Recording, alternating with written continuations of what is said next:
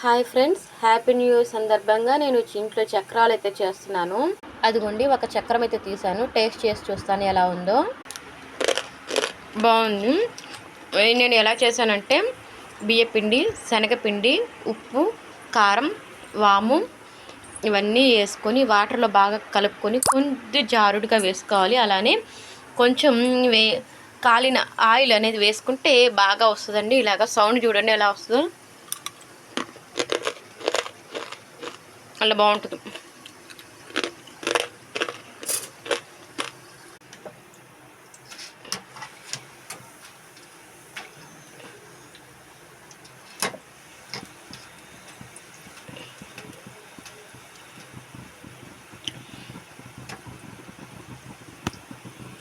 వార్త ఏంటంటే చక్రాలు చేస్తుండగానే గ్యాస్ అయిపోయింది.